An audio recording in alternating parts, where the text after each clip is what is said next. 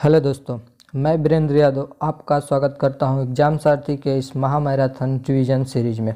तो इस सीरीज में हम जीके जीएस का संपूर्ण रिवीजन करेंगे भाई। और यह जो रिवीजन होगा आपको लाभ देगा यूपी पीसीएस में, आरओ एआरओ में, यूपी पुलिस और एसएससी जीडी में। ठीक है भाई, तो इस महामैराथन की रिवीजन सीरीज में बने रहिए और पूरी सीरीज को देखिए, जिससे आप आगामी एग्जाम में अच्छा स्कोर कर सके। तो आज हम पहला क्लास स्टार्ट करते हैं, तो जुड़ जाइए एग्जाम सारथी 1.0 के साथ और इस सीरीज का लाभ उठाइए। ठीक है, तो यह पहला पार्ट है। एक एक पार्ट करके लाएंगे संपूर्ण इतिहास का, भूगोल का, पॉलिटी का, और इसमें हम सब आने वाले प्रश्नों का रिवीजन करेंगे जो पूर्ववर्ती परीक्षाओं में आ चुके हैं और आने वाली परीक्षा में महत्वपूर्ण स्थान रखते हैं। ऐसा भी क्वेश्चन का हम संपूर्ण विश्लेषण करेंगे। ठीक है, तो आज से जो हमारा स्टार्ट होने वाला है वो है प्राचीन इतिहास। पहले हम इतिहास को कवर करेंगे, फिर ज्योग्राफी या पॉलिटी लेकर के आएंगे। तो इस सीरीज में हम सारे सब्जेक्टों का संपूर्ण रिवीजन करेंगे। तो आइए रिवीजन करते हैं।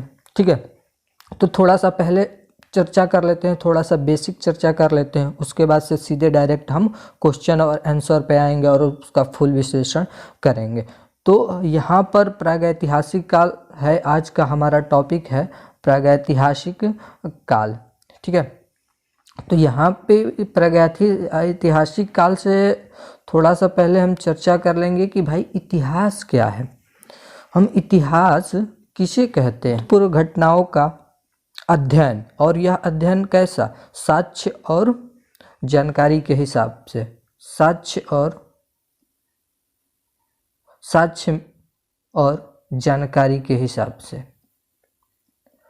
तो भूतपूर्व घटनाओं का ऐसा अध्ययन जो साक्ष्यों के आधार पर किया जाता हो। साक्ष्य में क्या क्या आ जाएंगे? उपकरण आ जाएंगे, साक्ष्य में उपकरण आ जाएंगे, लिपि आ जाएगी। ठीक है, लिपि आ जाएगी। और जानकारी में भैया कोई विद्वान अगर किसी भी चीज़ के बारे में बता रहा है, तो अगर पीछे घटित हुई घटनाओं का वर्णन कर रहा है कोई विद्वान, तो हम जानकारी हमको प्राप्त हो जाती है कि फलाने घटना इस स्पेशल वाले क्षेत्र में हुई थी। तो इतिहास क्या है? साक्ष्य और जानकारी के आधार पर भूतपूर्व घटनाओं का अध्ययन करना ही क्या है? इतिहास है। तो इतिहास के कालक्रम की बात करें, ठीक है, तो इतिहास को 3 कालक्रमों में बांटा गया है। 1, 2 और 3 कालक्रमों में बांटा गया, जिसमें से पहला है प्रागैतिहासिक काल, और इसी प्रागैतिहासिक काल का चर्चा हम आज इस पार्ट में करेंगे। तो पहले जान लेते हैं प्रागैतिहासिक काल। प्रागैतिहासिक काल ऐसा काल जहां पर हमको लिखित साक्ष्य न प्राप्त हो। लिखित साक्ष्य का मतलब क्या? कि भैया जहां पर लिपि न हो, लिपि प्राप्त न हो। जैसे एग्जाम्पल में बात करें तो पाषाण काल। ठीक है, दूसरा अद्य ऐतिहासिक काल। दूसरा होगा जो हमारा अद्य ऐतिहासिक काल।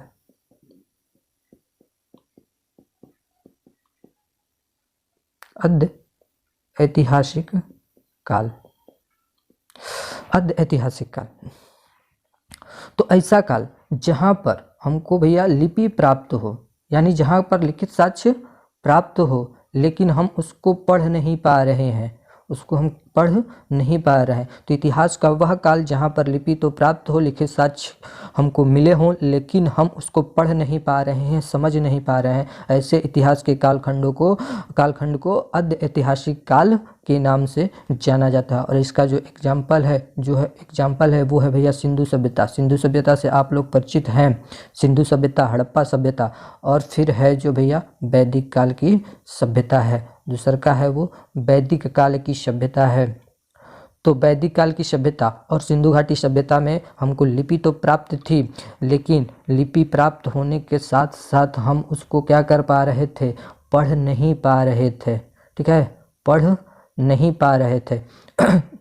और तीसरा जो कालखंड है वो कालखंड है ऐतिहासिक काल का, वो कालखंड है ऐतिहासिक कालखंड, ऐतिहासिक काल, यानी कि जहाँ पर लिपि तो थी ही हमारे पास, लिपि तो थी ही, अब हम उसको क्या कर पा रहे हैं, पढ़ भी पा रहे हैं। तो इतिहास का वह कालखंड जहाँ पर लिपि को हम पढ़ पा रहे हैं, समझ पा रहे हैं, उसको भैया ऐतिहासिक काल कहते हैं। और जो इसका एग्जाम्पल है ऐतिहासिक काल का, प्राचीन भारत का इतिहास, क्या है, प्राचीन भारत का इतिहास है। इसका एग्जाम्पल है प्राचीन भारत का इतिहास या प्राचीन इतिहास, मध्यकालीन इतिहास और मध्यकाल का इतिहास, और तीसरा जो है वो है आधुनिक काल का इतिहास, आधुनिक काल का इतिहास।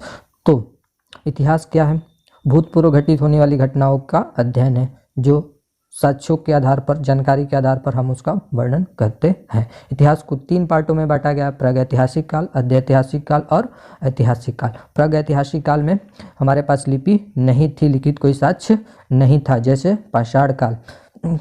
आध्यैतिहासिक काल में हमको लिपि मिल गई, लेकिन लिपि को हम पढ़ नहीं पा रहे हैं, समझ नहीं पा रहे हैं। एग्जाम्पल के तौर पर सिंधु घाटी सभ्यता और वैदिक सभ्यता। और ऐतिहासिक काल में जहाँ पर लिपि हमको प्राप्त है, अब हम लिपि को पढ़ पा रहे हैं, समझ पा रहे हैं कि उस लिपि में क्या लिखा है, भूतपूर्व घटनाओं के बारे में क्या लिखा है, ये सब कुछ हम पढ़ पा रहे हैं, समझ पा रहे हैं।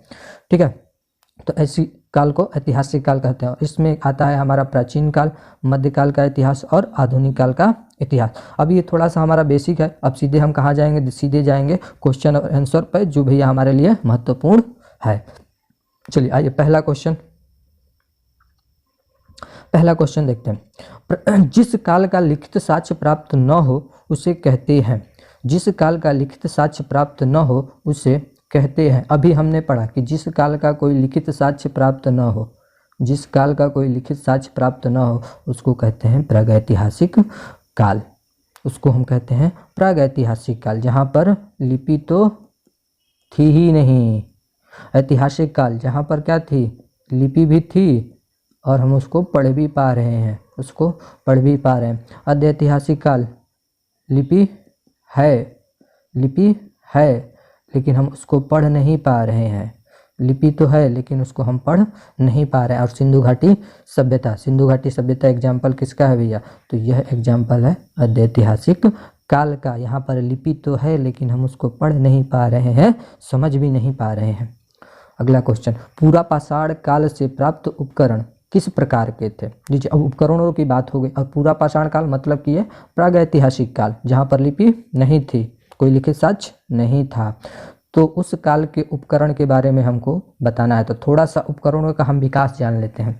उपकरण क्या थे, पहले मानव बड़े बड़े पत्थरों के उपकरण का यूज करते थे, बड़े बड़े पत्थरों के उपकरणों का यूज करते थे। उसके बाद से क्या हो गया कि अब मानव इन पत्थरों के, बड़े बड़े पत्थरों के सल्क के पत्थर का यूज करने लगे, सल्क से बने पत्थरों का यूज करने लगे। और तीसरे में होता है जब इन्हीं को अब थोड़ा थोड़ा क्या होगा, डेवलप होगा, धीरे धीरे अब ये उपकरण क्या होंगे, डेवलप होंगे। पहले पत्थर बड़े बड़े पत्थर थे, ठीक है, पहले पत्थर बड़े बड़े थे, बड़े बड़े पत्थर थे, और उनको काट करके हथियार बनाया जाता था, तो बड़ा बड़ा हथियार बनाया जाता था। अब इन हथियारों में थोड़ा सा डेवलप हुआ, अब पत्थरों के सल्क यानी कि उनके जो पत्थरों से निकला होता है छिलका, उन छिलकों से यानी छोटे छोटे पत्थरों से उपकरण बनाने लगे। अब उपकरण क्या हो गए, छोटे हो गए, ठीक है। अब इन छोटे छोटे उपकरणों को क्या हुआ, मानव थोड़ा सा डेवलप हुआ, और अब इन उपकरणों में वो क्या करने लगा, धार देने लगा, ठीक है, या उन उपकरणों को और छोटा छोटा कर दिया और इसमें धार देने लगा, धार देने लगा, ठीक है, ऐसे धार देने लगा। तो पाषाण काल को,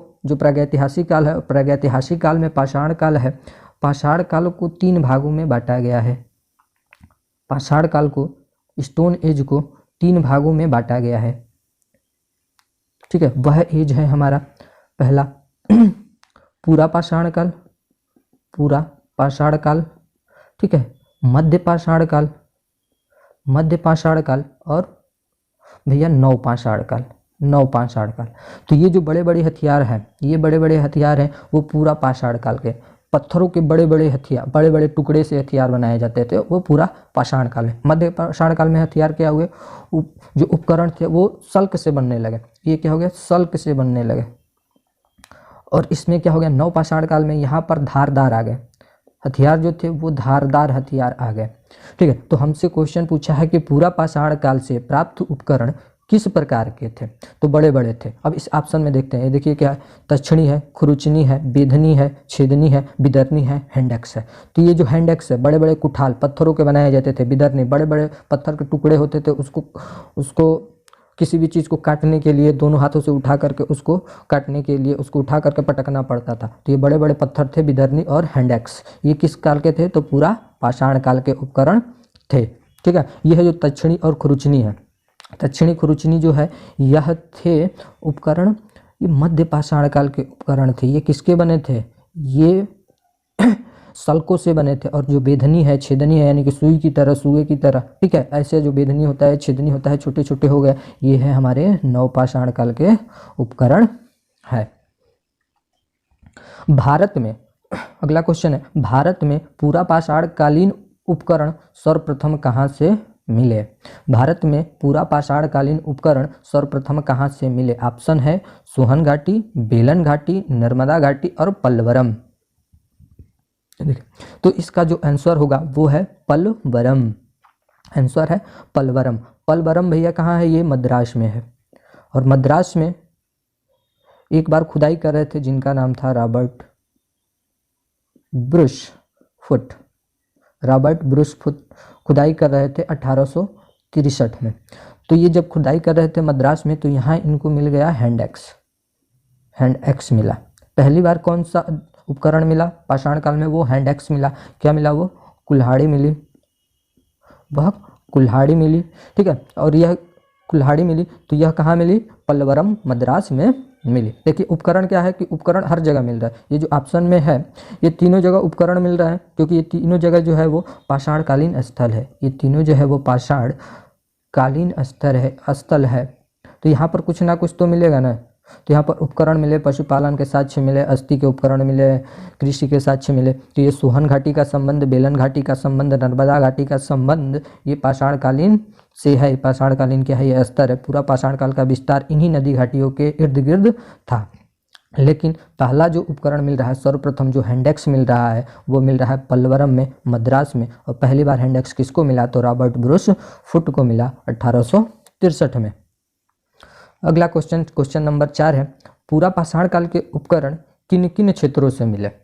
अभी हमने चर्चा किया कि ये जो तीनों है, ये तीनों जो है वो पाषाण कालीन स्थल है, वो पाषाण कालीन स्थल है।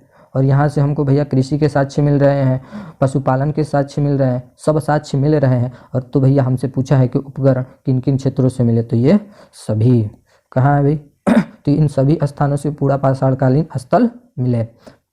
अगला क्वेश्चन है 5 नंबर, भारत में मानव का साक्ष्य सर्वप्रथम कहाँ से प्राप्त हुआ। चलिए भयंकर क्वेश्चन है, बहुत इंपॉर्टेंट क्वेश्चन है। भारत में मानव का साक्ष्य सर्वप्रथम कहाँ से मिला। अभी जो मानव है, तो अब बताइए भारत में मानव का साक्ष्य कहाँ से मिला। ऑप्शन है नर्मदा घाटी, सराय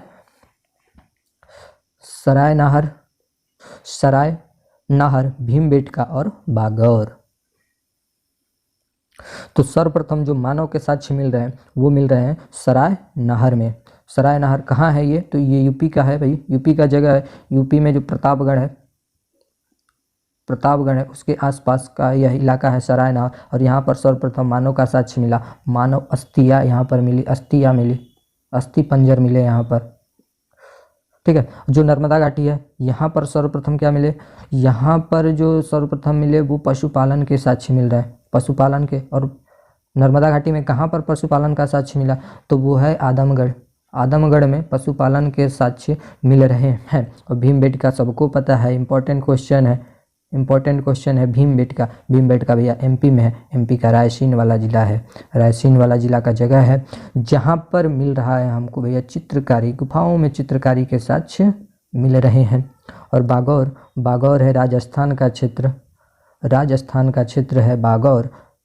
इलाका है भीलवाड़ा, जहाँ पर मिला पशुपालन का साक्ष्य मिल रहा है। बड़ी संख्या में पशुओं को पालने का साक्ष्य मिल रहा है बागौर में।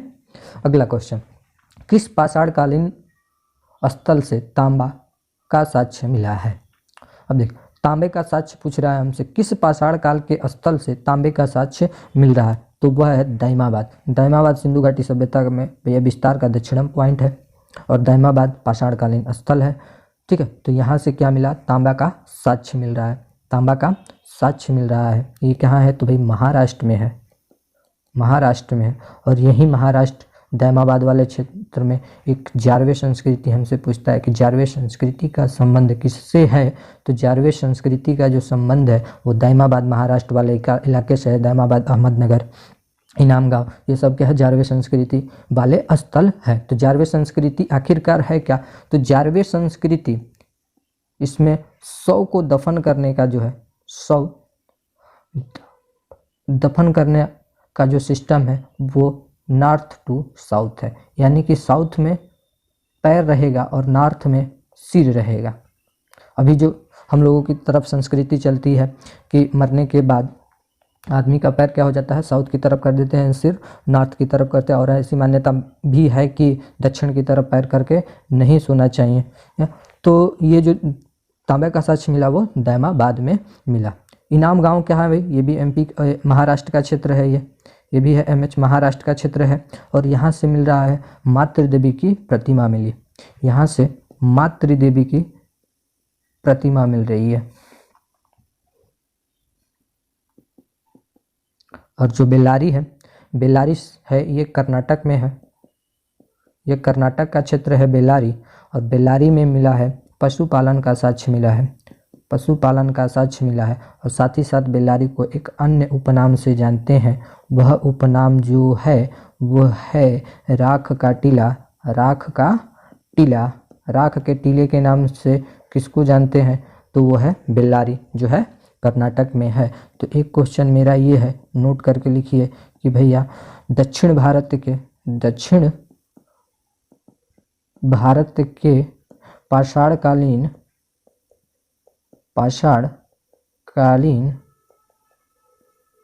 लोग क्या थे, तो भी जो दक्षिण भारत के पाषाणकालीन लोग थे वो मुख्य रूप से चरवाहा थे, चरवाहा। अगला question 7 number, Robert Bruce foot थे एक। तो हमने कि भाई कहा कि रॉबर्ट ब्रूस फुट हेंडेक्स की खोज कर रहे हैं, ये क्या कर रहे हैं, हेंडेक्स हस्त कुठाल की खोज, कुल्हाड़ी की खोज कर रहे हैं, मद्रास में कर रहे हैं, 1863 में पल्लवरम में यह कर रहे हैं। तो ये क्या थे, तो ये थे भाई, ये भूगर्भ वैज्ञानिक और पुरातत्वविद दोनों ही थे। यह आंसर की वर्क का आया था, आंसर की उसमें इन दोनों ऑप्शनों, क्योंकि ऑप्शन तो दोनों मिले थे और आयोग ने दोनों ऑप्शनों को सही ठहराया था। वो एक भूगर्भ वैज्ञानिक विद और पुरातत्वविद भी थे। अगला क्वेश्चन देखिए, यूपीपीसीएस मेंस 2006 का क्वेश्चन है, बढ़िया क्वेश्चन है। प्राप्त प्रमाणों के आधार पर पशुपालन का प्रारंभ हुआ था। ठीक है, पशुपालन का प्रारंभ हुआ था, हमसे पूछ रहा है कि पशुपालन कब हुआ था, पूरा पाषाण काल, मध्य पाषाण काल, नव पाषाण काल और मध्य पूर्व पाषाण काल। ये जो तीनों है वो पाषाण काल के क्या भाई, चारों जो है वो पाषाण काल के काल है, ये चारों पाषाण काल के काल है। तो हमसे बस पूछा ये कि पशुपालन का साक्ष्य कहाँ मिला। ठीक है, तो पशुपालन का साक्ष्य मिल रहा है, वो मिल रहा है मध्य पाषाण काल में, मध्य पाषाण काल में पशुपालन का साक्ष्य मिला। ठीक है, नव पाषाण काल में कृषि के साक्ष्य मिला और पूरा पाषाण काल में भैया अग्नि, आग का साक्ष्य मिला। पहले मानव क्या था, फर्स्ट में मानव जो था, फर्स्ट में मानव वह भैया आखेटक थे, आखेटक थे। आखेटक मतलब कि वो डायरेक्ट शिकार करके उसको खाते थे और अपना जीवन प्रकृति पर यानी शिकार पर ही निर्भर रहते थे। अब क्या, धीरे धीरे शिकार को क्या करने लगे, वो आग की जब उत्पत्ति कर ली पूरा पाषाण काल में, तो आग की उत्पत्ति करके शिकार को अब पका करके खाने लगे। जब पका करके खाने लगे, धीरे धीरे वो हुआ, मानव में डेवलप हुआ, अब वो पशुपालन भी करने लगे। कुछ पशुओं से उनको लगाव भी हो गया, जैसे कुत्ता, गाय, बिल्ली, हिरण, ये क्या है, उनसे लगाव हो गया। अब वो पशुओं को पालने लगे और पालने के बाद वो फिर नव पाषाण काल में जैसे जैसे आया तो वहाँ पर वो अस्थायी जीवन यापन करने लगे, कृषि करने लगे, एक जगह रुक गए, वहाँ पर पशुपालन करने लगे, कृषि करने लगे और शिकारी तो वो पहले से थे ही। अगला क्वेश्चन है, एक ही कब्र में 3 मानव कंकाल कहाँ से मिले। एक कब्र में 3 मानव कंकाल कहाँ से मिले, मैंने एक कब्र है उसमें एक साथ 3 मानव कहाँ से मिले, तो वह एक साथ 3 मानव मिले वो दमदमा से मिले। कहाँ से मिले भाई, दमदमा से मिले। और ये जो तीनों स्थल है, तीनों स्थल है सराय नहर, दमदमा और महदहा। ये तीनों स्थल हैं यूपी में है, ये तीनों स्थल ही यूपी में है। यूपी का प्रतापगढ़ वाला इलाका है, प्रतापगढ़ का इलाका है ये तीनों स्थल। और यहाँ से मिल रहा है अस्थि पंजर के साक्ष्य मिल रहा है, तीनों जगहों से ही अस्थि पंजर के साक्ष्य मिला। सराय नहर से भी मिला अस्थि पंजर का साक्ष्य, दमदमा से भी मिला अस्थि पंजर के साक्ष्य और महदहा, तीनों जगहों से अस्थि पंजर के साक्ष्य मिले। लेकिन सबसे ज़्यादा अस्थि पंजर के साक्ष्य मिल रहे हैं वो मिल रहे हैं दमदमा में। ये तीनों स्थल जहाँ से अस्थि पंजर मिले वो यूपी के प्रतापगढ़ जिला में है, जिसकी खोज किया था जी.आर. शर्मा ने। जी.आर. शर्मा ने इनका खोज किया था, तीनों स्थानों की खोज जी.आर. शर्मा ने किया था। ठीक है, सराय नहर यहाँ से भी अस्थि पंजर मिले, अस्थि पंजर मिल रहा है, दमदमा से भी मिल रहा है, महदहा से भी मिल रहा है। लेकिन दमदमा से मिल रहा है वो 3 मानव कंकाल मिले जो भैया एक ही कब्र में थे। ठीक है, अगला क्वेश्चन, खाद्यान्नों में सर्वप्रथम कृषि प्रारंभ हुई थी। अभी हमने चर्चा किया कि कृषि का साक्ष्य कहाँ से मिला, तो भैया नवपाषाण काल से कृषि का साक्ष्य मिला। मध्यपाषाण काल से पशुपालन का साक्ष्य मिला, मध्यपाषाण काल में पशुपालन का साक्ष्य मिला और पाषाण काल में आग का साक्ष्य मिला। आग की खोज कहाँ हुई, तो वो पूरा पाषाण काल में हुई। और ये जो तीनों पार्ट हैं वो भैया प्रागैतिहासिक काल के पार्ट हैं। अगला, हड्डी से निर्मित आभूषण भारत में मध्यपाषाण काल के संदर्भ में प्राप्त हुए थे। हमारे पास हड्डी से निर्मित, अभी हमने पिछला वाला क्वेश्चन किया कि अस्थि पंजर या मानव का साक्ष्य कहाँ पर मिला, तो वो सराय नहर में मिला, यहाँ से अस्थि पंजर मिले। और 3 मानवों को एक साथ कहाँ दफन किया गया, वो महदहा में, दमदमा में उसको दफन किया गया है। यहाँ पर क्वेश्चन थोड़ा सा घुमा के पूछा है कि हड्डी से निर्मित आभूषण भारत में मध्यपाषाण काल के संदर्भ में प्राप्त हुए थे। तो देखिए, हड्डी से जो प्राप्त हुए थे वो सराय नहर में भी हुए थे और महदहा में भी हुए थे। लेकिन दोनों ऑप्शन में है, दोनों ऑप्शन में, तो हम ऑप्शन में टिक किसको लगाएंगे। अस्थि पंजर तो सराय नहर से भी मिला और महदहा से भी मिला, जो कि भैया यूपी के प्रतापगढ़ जिला में है। दोनों जगह यूपी का प्रतापगढ़ जिला है ये, और यहाँ से भैया हमको दोनों जगह से अस्थि पंजर मिल रहा है। लेकिन सबसे ज़्यादा अस्थि पंजर वो महदहा से मिला, थोड़ा सा मिला है, बहुत कम मिला है सराय नहर से। बिलारी पहले डिस्कशन कर चुके हैं, राखों का टीला और पशुपालन। यहाँ पशुपालन और ये क्या है, राखों का टीला है। राखों का टीला है जो कहाँ है भाई, तो कर्नाटक में है। कर्नाटक वाले क्षेत्र में क्या है, बल्लारी है। और इनाम गांव ये एमएच महाराष्ट्र वाला क्षेत्र है, जहाँ पर मिला है मातृदेवी की प्रतिमा मिली है, मातृदेवी की प्रतिमा यहाँ से मिली है। अगला क्वेश्चन है, मानव द्वारा सर्वप्रथम प्रयुक्त अनाज था। यह क्वेश्चन अनगिनत बार कई जगहों पूछा है, हर एक एग्जाम में पूछा है कि मानव द्वारा सर्वप्रथम प्रयुक्त अनाज कौन सा था। सबको पता है, हमको भी पता है, आपको भी पता है कि मानव द्वारा सबसे पहले जो अनाज प्रयोग किया गया वो जौ किया गया। और इन सारे अनाजों को भैया मानव उपयोग करते थे, लेकिन सर्वप्रथम पहले जौ का ही उपयोग मिला, ऐसा साक्ष्य मिला। क्वेश्चन नंबर 13, भारतीय उपमहाद्वीप में कृषि के प्राचीनतम साक्ष्य प्राप्त हुए। तो कोल्डिहवा है, लहुरादेव है और यह है मेहरगढ़। प्राचीनतम साक्ष्य पूछा है कि सबसे भारतीय उपमहाद्वीप में कृषि का प्राचीनतम साक्ष्य कहाँ से प्राप्त हुआ। क्वेश्चन देखिए कितना इंपॉर्टेंट है। लोअर पीसीएस 2004, 2008 और यूपी पीसीएस अपर वाला में 2007 और 2010, यानी कि यह क्वेश्चन हमेशा रिपीट होता आया है। उत्तर प्रदेश वाले स्पेशली ध्यान देंगे इस पर। तो ये जो तीनों स्थल हैं, कोल्डिहवा, लहुरादेव और मेहरगढ़, यहाँ इन तीनों स्थलों से भैया कृषि के साक्ष्य मिले हैं। तीनों जगहों से कृषि के साक्ष्य मिले। आपको ऑप्शन भयंकर बना दिया क्वेश्चन को। इसमें पूछा है प्राचीनतम साक्ष्य कहाँ से मिला है, तो प्राचीनतम साक्ष्य मिला है वो लहुरादेव से मिला है। संत कबीर नगर लहुरादेव, यहाँ से कृषि का प्राचीनतम साक्ष्य मिला है।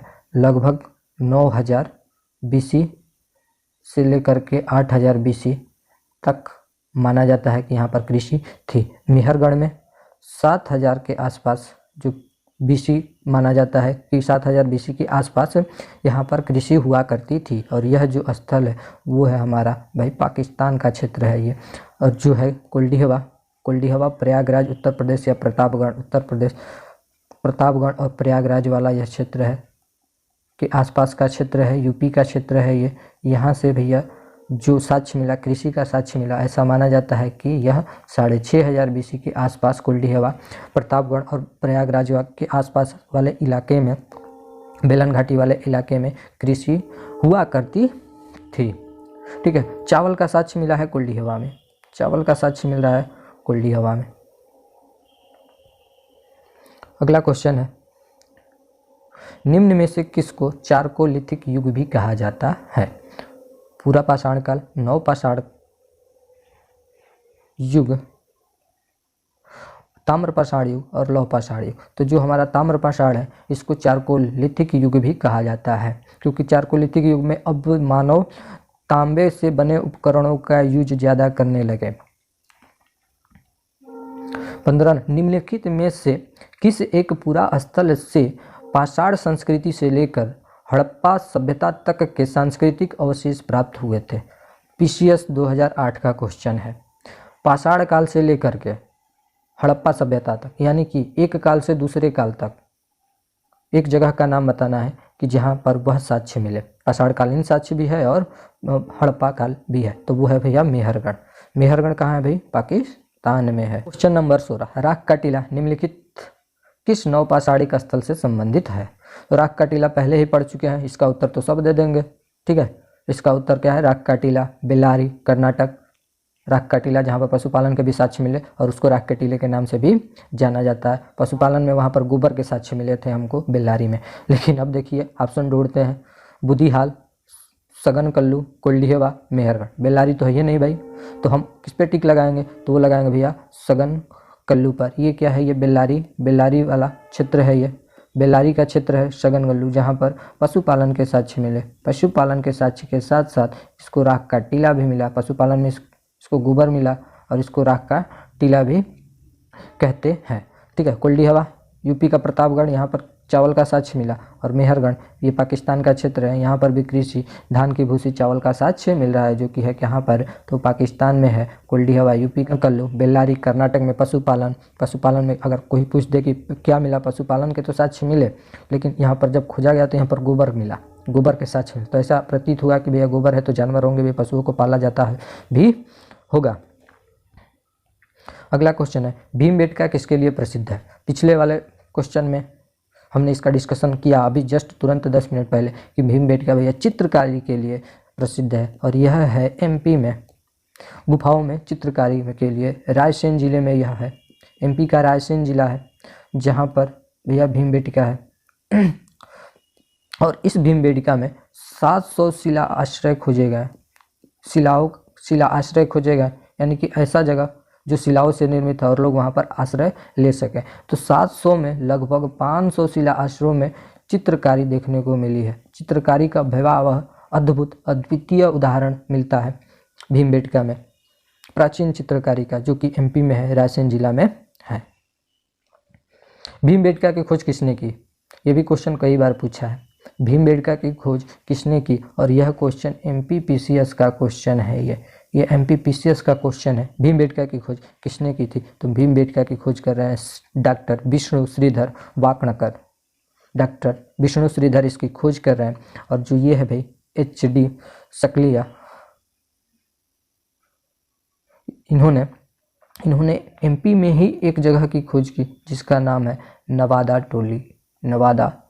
टोली। इसकी खोज कर रहे हैं एचडी सांकलिया। और नवादा टोली में क्यों प्रसिद्ध है? तो यहाँ पर नवादा टोली में तांबे का कुल्हाड़ी मिली। तांबे की कुल्हाड़ी मिल रही है, तांबे की कुल्हाड़ी मिली। साथ ही साथ यहाँ पर मछली पकड़ने वाला कांटा मिला, मछली पकड़ने का कांटा मिला। और यहाँ पर मिली भाई चूड़िया। डायरेक्ट क्वेश्चन एमपीपीसीएस वाला पूछता है कि नवादा टोली क्यों प्रसिद्ध है? यहाँ पर तांबे की कुल्हाड़ी मिली, मछली पकड़ने वाला कांटा मिला और चूड़िया मिली। जिसकी खोज किया था नवादा टोली, जिसका भैया उत्खनन करवाया वो है एचडी सांकलिया।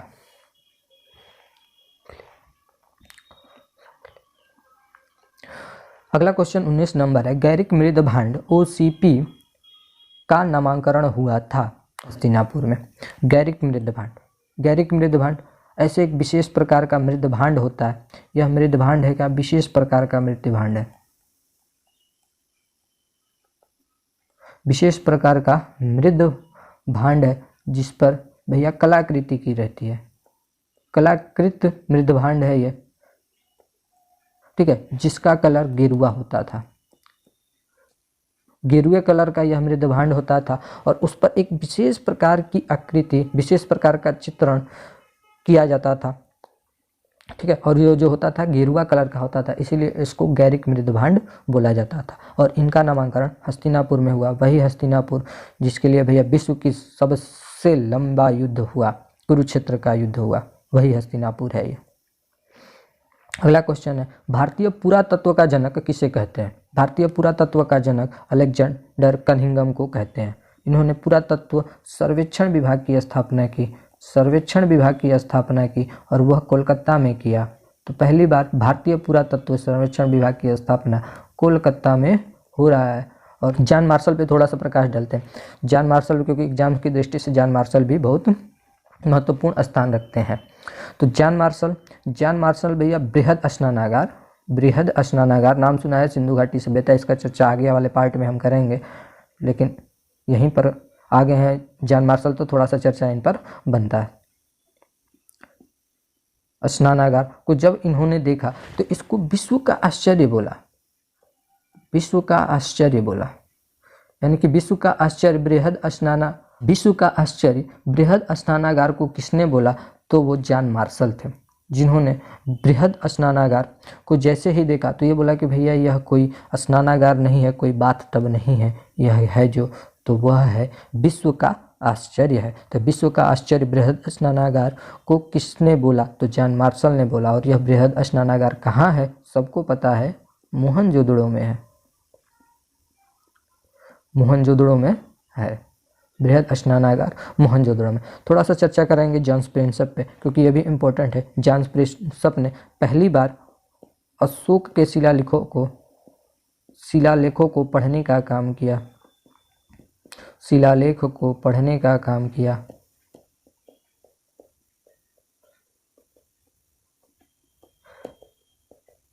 और जो अशोक के शिलालेख थे वो किस लिपि में थे? तो वो ब्राह्मी लिपि में थे, वो ब्राह्मी लिपि में थे। तो ब्राह्मी लिपि का संबंध किससे है? तो ब्राह्मी लिपि का संबंध अशोक से है। लेकिन प्राचीन काल में ब्राह्मी लिपि को पढ़ने का काम किसने किया? तो वो जेम्स प्रिंसप ने किया।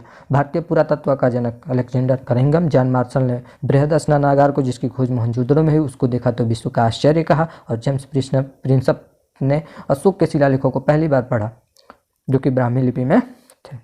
अगला क्वेश्चन है, भारतीय पुरातत्व सर्वेक्षण निम्नलिखित मंत्रालयों में से किसका संलग्न कार्यालय है?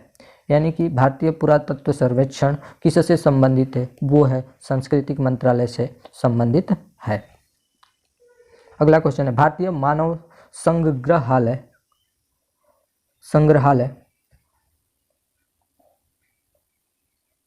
संग्रहालय कहाँ है? तो भारतीय मानव संग्रहालय वो है भोपाल में, और इसका नाम बदल करके रख दिया गया है